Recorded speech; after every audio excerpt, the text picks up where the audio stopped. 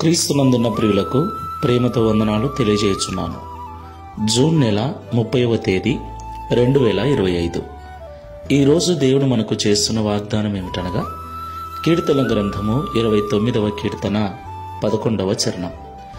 యెహోవా తన ప్రజలకు బలమును అనుగ్రహించును, యెహోవా తన ప్రజలకు సమాధానము కలగజేసి వారిని ఆశీర్వదించును. ఆమెన్. నా ప్రియమైన సహోదరి సహోదరులారా, ఈ లోకములో జీవిస్తున్న ప్రతి మనిషి కూడా యెహోవా దేవుని చేత ఆదాము హవ్వల నుండి వచ్చిన సంతానమే. ఇది ఎవరు నమ్మినా నమ్మకపోయినా సత్యం. అయితే ఈ లోకంలో ఉన్న వారందరూ దేవుని పిల్లలైనప్పటికీ ఆ దేవుడు ఎవరని గ్రహించి పరిశీలించి ఆ దేవుని లెక్కలో మనం ఉన్నందున మనము యెహోవాను దేవునిగా కలిగి జీవిస్తూ ఉన్నాం.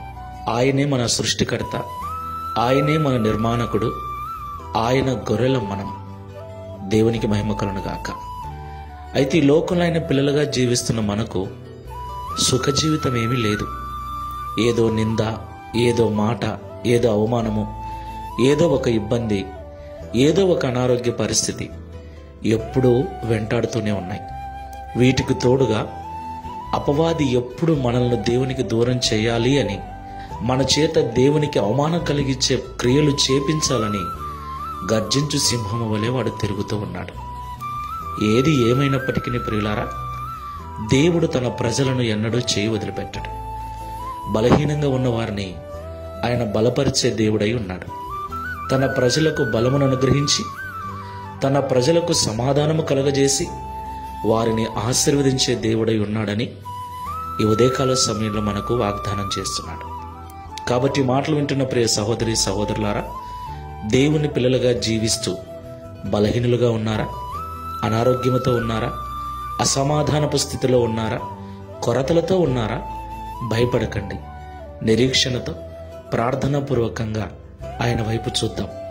ఆయన మనల్ని బలపరిచి మనకు సమాధానం అనుగ్రహించి మనల్ని ఆశీర్వదించుటకు శక్తి గలవాడై ఉన్నాడు.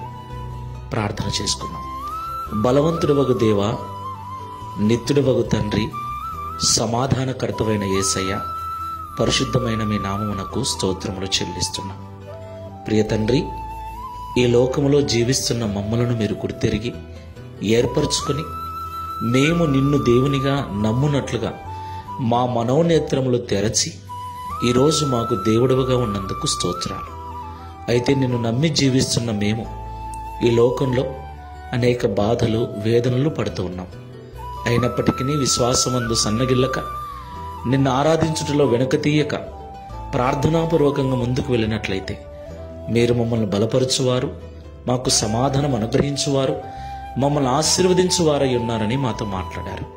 ఈ ప్రార్థనలో ఏకీభవిస్తున్న మమ్మల్ని అందరినీ జ్ఞాపకం చేసుకుని మా స్థితిగతులు మార్చి నీ మహిమ కొరకు మమ్మల్ని ఆశీర్వదించి ఈ వాగ్దానమును మా అందరి జీవితంలో నెరవేర్చుమని, ఈ మాసమంతా కాపాడిన మీరు రాబో మాసంలో కూడా నీ కృప చూపి నడిపించుమని యేసు నామములో ప్రార్థిస్తున్నాము తండ్రి. ఆమెన్.